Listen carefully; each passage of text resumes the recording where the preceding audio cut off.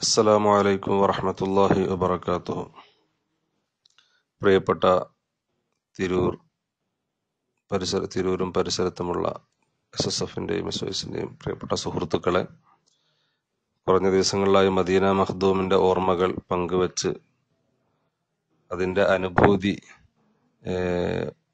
നുകർന്ന് വളരെ സന്തോഷത്തോടുകൂടെ നിൽക്കുന്ന ഈ സമയത്ത് ഇൻഷാ അല്ലാഹ് പുതുതായി ഡെയിലി ഓരോ ഹദീസ് പഠിക്കുക എന്ന ലക്ഷ്യത്തോടുകൂടെ ഹദീസ് പഠന ക്ലാസ് ഇന്ന് നാം ആരംഭിക്കുകയാണ്. അതിന്റെ തുടക്കത്തിൽ ഒരു ചെറിയ ഹദീസ്, അത് മാത്രമാണ് ഇന്ന് നാം ഉദ്ദേശിക്കുന്നത്. ദിവസവും 2 മിനിറ്റ് എന്നാണ് എന്നോട് ഏൽപ്പിച്ച സമയമെങ്കിൽ പോലും ചിലപ്പോൾ ഹദീസ് വിഷയമായിരിക്കും അത് 3 മിനിറ്റ് ആയാൽ എന്നോട് ക്ഷമിക്കണമെന്ന് ഓർമ്മപ്പെടുത്തി. ഹബീബായ മുഹമ്മദുർ റസൂലുള്ളാഹി സ്വല്ലല്ലാഹു അലൈഹി വസല്ലമ തങ്ങൾ ഒരിക്കൽ പറഞ്ഞു, മൻ അഹബ്ബ അൻ യുബ്സത ലഹു ഫീ റിസ്ഖിഹി വയുൻസഅ ലഹു ഫീ അസരിഹി ഫൽയസിൽ റഹിമ. അതിന്റെ ദൈർഘ്യത്തിന്റെ വിഷയത്തിൽ നോക്കുമ്പോൾ വളരെ ചെറിയൊരു ഹദീസ്, പക്ഷെ അതിന്റെ ആശയം വളരെ വലുതാണ്. ഒരാൾ ഇഷ്ടപ്പെടുന്നുവെങ്കിൽ, മൻ അഹബ്ബ, ഒരാൾ ഇഷ്ടപ്പെടുന്നുവെങ്കിൽ, ആഗ്രഹിക്കുന്നുവെങ്കിൽ, അൻ യുബ്സത ലഹു ഫീ റിസ്ഖിഹി, അവന്റെ റിസ്ഖിൽ വിശാലത നൽകപ്പെടൽ.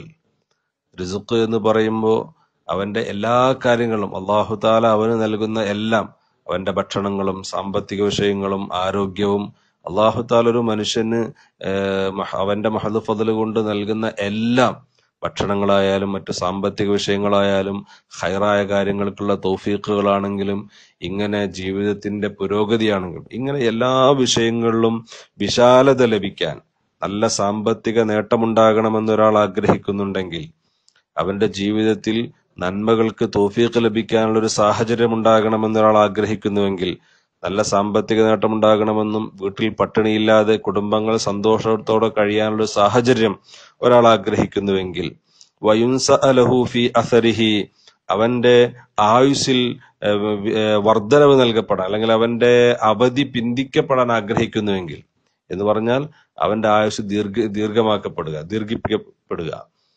അവന്റെ നിശ്ചയിക്കപ്പെട്ട അവധിയിൽ ഒരല്പം നീട്ടല് സംഭവിക്കുക, അവധി നീട്ടിക്കിട്ടുക, ഇങ്ങനെ ആയുസ് വർദ്ധിക്കണമെന്നും കുടുംബത്തിലും ജീവിതത്തിലുമൊക്കെ സന്തോഷവും റിസ്ഖും നൽകപ്പെടണമെന്നും ഒരാൾ ആഗ്രഹിക്കുന്നുവെങ്കിൽ ഫല്യസിൽ റഹിമഹു, അവൻ കുടുംബബന്ധം ചേർത്തുകൊള്ളട്ടെ, കുടുംബബന്ധം പുലർത്തിക്കൊള്ളട്ടെ. ആ കുടുംബബന്ധം നന്നായിട്ട് നിലനിർത്തുമ്പോൾ മാത്രമേ അവന് ഈ ആഗ്രഹങ്ങൾ സഫലീകരിക്കപ്പെടുകയുള്ളൂ. എന്ന് പറഞ്ഞാൽ ഈ കാര്യങ്ങൾ നിരന്തരം ജീവിതത്തിൽ പകർത്തുന്ന ഒരാളെ സംബന്ധിച്ചിടത്തോളം അവന്റെ ജീവിതത്തിൽ ദാരിദ്ര്യത്തിന്റെ പ്രയാസങ്ങളോ അല്ലെങ്കിൽ മറ്റു പ്രയാസങ്ങളോ ഒന്നും ഉണ്ടാകില്ല. അവന് റിസ്ഖ് നൽകപ്പെടും, അതിൽ വിശാലത നൽകപ്പെടും, അതോടൊപ്പം തന്നെ അവന്റെ ആയുസ് വർദ്ധിക്കുകയും ചെയ്യുമെന്ന് ഹബീബ് മുഹമ്മദ് റസൂലുള്ളാഹി സ്വല്ലല്ലാഹു അലൈഹി വസല്ലമ തങ്ങൾ പഠിപ്പിക്കുകയാണ്. ഇന്ന് ഈ ഹദീസ് ആണ്. ബാക്കി ഇൻഷാ അല്ലാഹ് നമുക്ക് നാളെ നോക്കാം. അല്ലാഹു തആല നമുക്ക് നല്ലത് പഠിക്കാനും ജീവിതത്തിൽ പകർത്താനും തൗഫീഖ് നൽകുമാറാവട്ടെ. അസ്സലാമു അലൈക്കും വറഹ്മത്തുള്ളാഹി വബറകാതുഹു.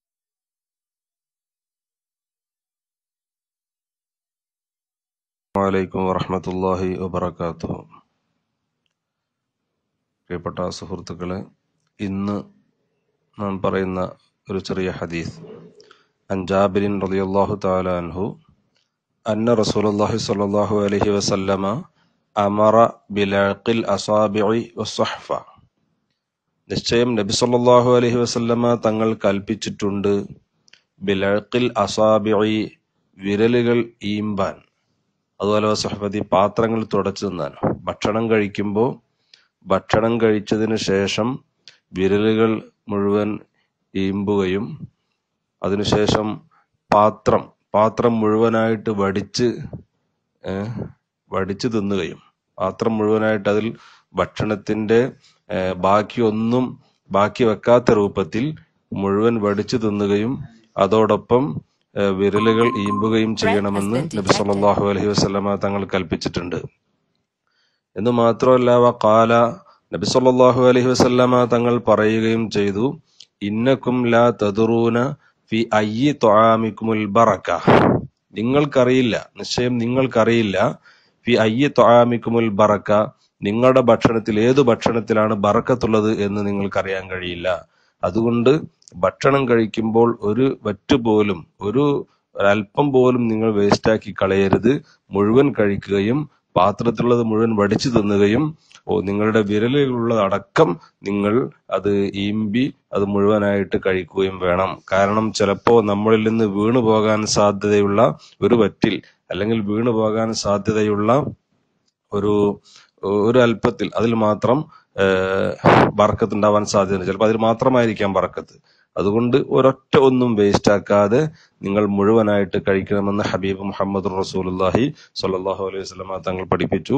ഇമാം മുസ്ലിം റളിയല്ലാഹു തആല അൻഹു റിപ്പോർട്ട് ചെയ്ത ഹദീസാണ്. അല്ലാഹു തആല ഈ കൽപ്പന ജീവിതത്തിൽ പകർത്താൻ നമുക്കെല്ലാവർക്കും തൗഫീഖ് നൽകുമാറാവട്ടെ. അസ്സലാമു അലൈക്കും വറഹ്മത്തുള്ളാഹി വബറകാതുഹു.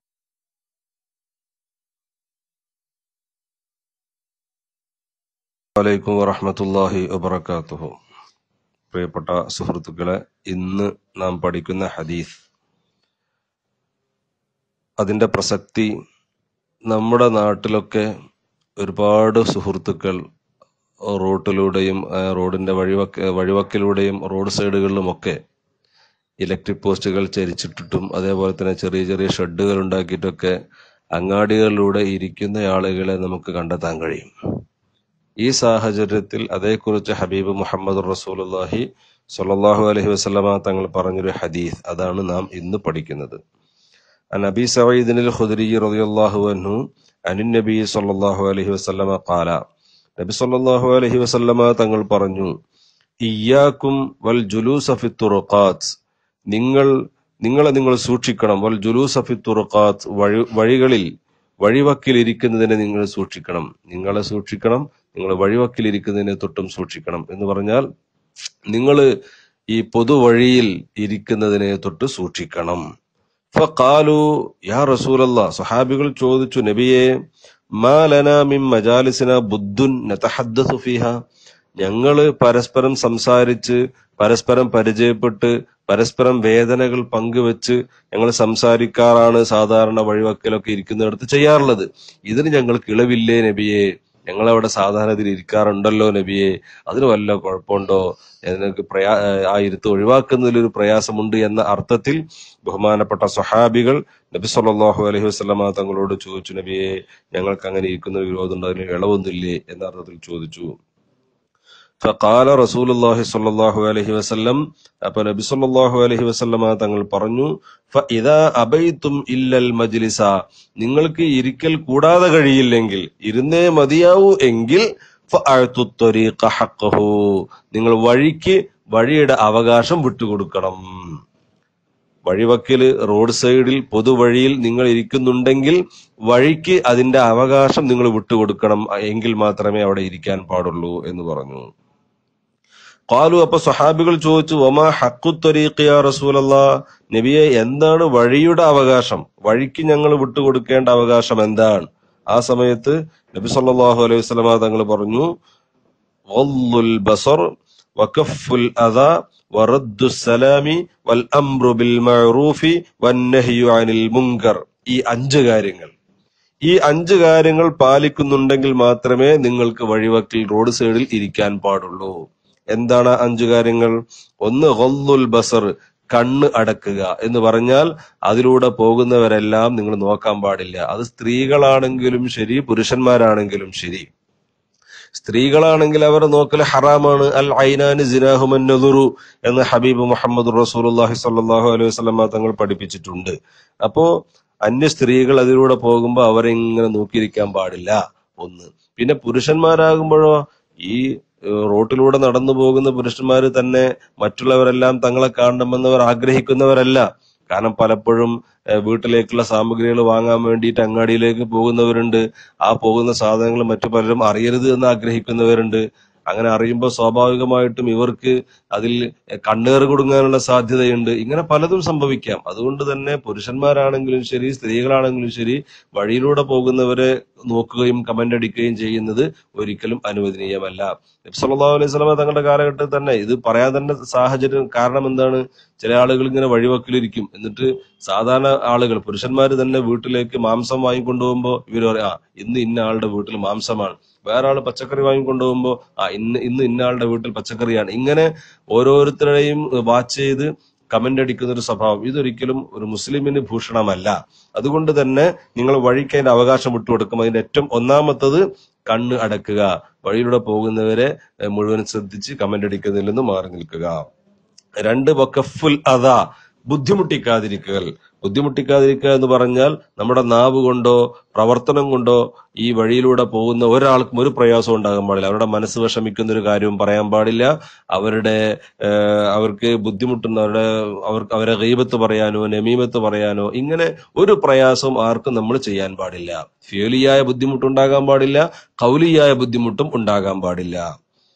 മറ്റൊന്ന് റദ്ദുസ്സലാമി, സലാം മടക്കലാണ്. നമ്മൾ വഴിവക്കിലിരിക്കുമ്പോ വഴിയിലൂടെ നടന്നു പോകുന്നവർ നമ്മോട് സലാം പറയും. അപ്പൊ സ്വാഭാവികമായിട്ടും അവർക്ക് സലാം മടക്കണം. ഇതാണ് മറ്റൊന്ന്. പിന്നെ വൽ അംറു ബിൽ മഅറൂഫി വന്നഹ്യു അനിൽ മുങ്കർ, നല്ല കാര്യങ്ങൾ കൊണ്ട് കൽപ്പിക്കലും നിഷിദ്ധ കാര്യങ്ങളെ കൊണ്ട് തൊട്ട് വിരോധിക്കലുമാണ്. ഇതും നമ്മൾ ശ്രദ്ധിക്കേണ്ടതാണ്. കാരണം വഴിവക്കിൽ, അങ്ങാടികളിൽ, റോഡ് സൈഡുകളിൽ ഇരിക്കുമ്പോൾ ഒരുപാട് നിഷിദ്ധ കാര്യങ്ങൾ നമ്മുടെ കണ്ണുകൊണ്ട് നമ്മൾ കണ്ടേക്കാം. ആ സമയത്ത് ആ തിന്മയെ തൊട്ട് തടയാൻ, വിരോധിക്കാൻ ഉള്ള ഒരു സന്മനസ് നമ്മൾ കാണിക്കണം. ജനങ്ങൾക്ക് നല്ലത് കൽപ്പിച്ചു കൊടുക്കാനുള്ള ഒരു മനസ്സ് നമ്മൾ കാണിക്കണം. ചുരുക്കി പറഞ്ഞാൽ വിശദീകരിക്കാനുള്ള സമയമില്ല.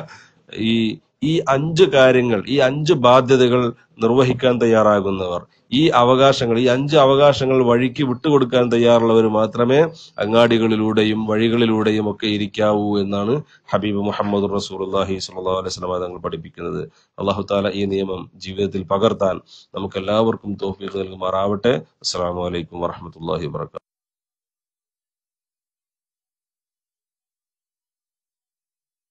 അസ്സലാമു അലൈക്കും വറഹ്മത്തുള്ളാഹി വബറകാതുഹു. പ്രിയപ്പെട്ട സുഹൃത്തുക്കളെ, നമ്മുടെ ഇന്നത്തെ ഹദീസ് ക്ലാസ്സിൽ നമുക്ക് പഠിക്കാനുള്ളത് ഒരു ചെറിയ ഹദീസാണ്. വഅൻ ജാബിരിൻ റളിയല്ലാഹു തആല അൻഹു ഖാല അതൈതു النبي صلى الله عليه وسلم فدققت الباب فقال من ذا فقلت انا فقال انا كأنه كرهها. ഇമാം ബുഖാരിയും മുസ്ലിമും ഒക്കെ റിപ്പോർട്ട് ചെയ്തൊരു ഹദീസാണ്.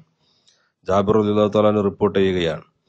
അദ്ദേഹം പറഞ്ഞു, അതൈതു നബിയ്യ സല്ലല്ലാഹു അലൈഹി വസല്ലം, ഞാൻ നബി സല്ലല്ലാഹു അലൈഹി വസല്ലമ തങ്ങളുടെ അടുക്കലേക്ക് ചെന്നു. മറ്റൊരു റിപ്പോർട്ടിൽ ഇതിന്റെ കാരണം പറയുന്നുണ്ട്. ബാപ്പയുമായി ഉണ്ടായ ഒരു സാമ്പത്തിക ഇടപാട് തീർക്കാൻ വേണ്ടിയിട്ട്, അത് സംസാരിക്കാൻ വേണ്ടിയാണ് ഞാൻ നബി തങ്ങളുടെ അടുക്കൽ ചെന്നത്. ഞാൻ അവിടെ ചെന്ന് ഫദഖഖതുൽ ബാബ, ഞാൻ വാതിലിൽ മുട്ടി. നബി സല്ലല്ലാഹു അലൈഹി വസല്ലമ തങ്ങളുടെ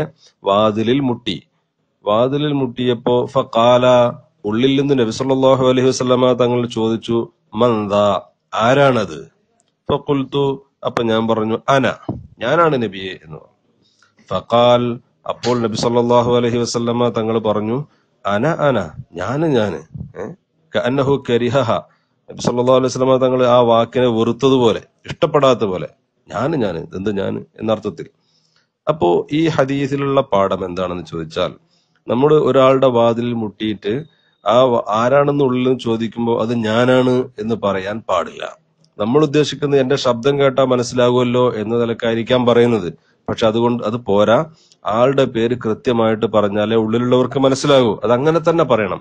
അപ്പൊ ഞാൻ എന്ന് പറയുന്നത് ശരിയല്ല. നബി സല്ലല്ലാഹു അലൈഹി വസല്ലമ തങ്ങൾ പഠിപ്പിക്കുന്നത്, ആരാണെന്ന് ചോദിച്ചാൽ അത് ആരാണെന്ന് കൃത്യമായിട്ട് പറഞ്ഞിരിക്കണം.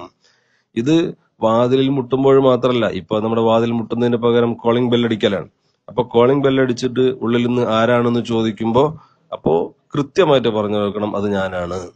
ഇതേപോലെ തന്നെ പുതിയ കാലഘട്ടത്തിൽ നമുക്ക് ഇതുമായിട്ട് താരതമ്യപ്പെടുത്തിയിട്ട് ഇതേ രൂപത്തിൽ ആണ് എന്ന് മനസ്സിലാക്കാവുന്നതാണ് നമ്മുടെ ഫോൺ വിളികൾ. ഫോൺ വിളിക്കുമ്പോൾ ഒരുപക്ഷെ നമുക്ക് വിളിക്കുന്നയാളുടെ നമ്പർ, അല്ലെങ്കിൽ നമ്മൾ മറ്റൊരാൾക്ക് വിളിക്കുമ്പോൾ നമ്മുടെ നമ്പർ അയാളുടെ മൊബൈലിൽ ചിലപ്പോൾ ഫീഡ് ചെയ്തിട്ടുണ്ടാവില്ല, സ്റ്റോർ ചെയ്തിട്ടുണ്ടാവില്ല. അതുകൊണ്ട് തന്നെ നമ്മൾ വിളിച്ചിട്ട് അയാൾ ആരാണെന്ന് ചോദിക്കുമ്പോൾ നമ്മൾ ഞാനാണ് എന്ന് പറയാൻ പാടില്ല. അത് ശരിയല്ല. കാരണം നബി സല്ലല്ലാഹു അലൈഹി വസല്ലം തങ്ങൾ പറയുന്നത് അയാൾക്ക് അത് പിടുത്തം കിട്ടൂല. അതുകൊണ്ട് കൃത്യമായിട്ട് ആളെ പറയണം. ഒരുപക്ഷെ നമ്മൾ മനസ്സിലാക്കുന്നത് നമ്മുടെ ശബ്ദം കേട്ടാൽ അയാൾക്ക് മനസ്സിലാകുമല്ലോ എന്നാൽക്കാണ് ഞാനെന്ന് പറഞ്ഞത്. അങ്ങനെ മനസ്സിലായാൽ കുഴപ്പമില്ല. പക്ഷെ കൂടുതലും മനസ്സിലാവില്ല. ഇനി ശബ്ദം കേട്ടതുകൊണ്ട് മാത്രം തിരിഞ്ഞോളൊന്നുമില്ല. പിന്നെ നമ്മുടെ നമ്പർ എല്ലാവരും ലോകത്ത് മുഴുവൻ ആളുകളും സ്റ്റോർ ചെയ്ത് വെച്ചിരിക്കണമെന്ന വാശി നമുക്ക് ഉണ്ടാകാനും പാടില്ലല്ലോ. അതുകൊണ്ട് വിളിച്ചാല് നമ്മൾ കൃത്യമായിട്ട് നമ്മുടെ പേര് പറഞ്ഞു കൊടുക്കുക.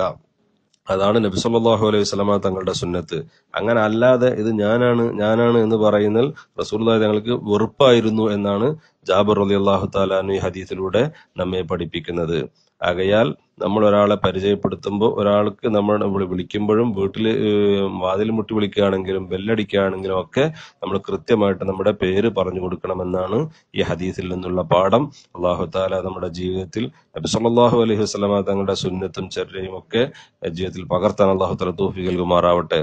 ഇന്ന് മുഹറം 1 പുതിയൊരു വർഷം ആരംഭിക്കുകയാണ്. ഈ വർഷത്തെ ഖൈറ് കൊണ്ടും നന്മ കൊണ്ടും വരവേൽക്കാൻ അള്ളാഹു നമുക്ക് എല്ലാവർക്കും തൗഫീഖ് നൽകുമാറാവട്ടെ. ഈ ഒരു പുതിയ വർഷത്തിലേക്ക് നമ്മുടെ നന്മയുടെ ഒരു വർഷമായി, ഖൈറായ അമലുകളുടെ ഒരു വർഷമായി മാറാൻ ഈ പുതിയ വർഷത്തെ നമ്മൾ നന്മകൾ കൊണ്ട് വരവേൽക്കുക. Well begun is half done എന്നാണല്ലോ, നല്ല തുടക്കം തന്നെ പകുതി വിജയമാണെന്നാണ്. അപ്പൊ ഈ വർഷം നമ്മൾ തുടങ്ങുന്നത് ഖൈറ് കൊണ്ടും നന്മകൾ കൊണ്ടുമായിരിക്കട്ടെ. അല്ലാഹു തആല നമ്മിൽ നിന്ന് മുഴുവൻ അമലുകളും സ്വീകരിക്കുമാറാവട്ടെ. ആമീൻ ബിറഹ്മതിക യാ അർഹമർ റഹീമീൻ. അസ്സലാമു അലൈക്കും വറഹ്മത്തുള്ളാഹി വബറകാതുഹു.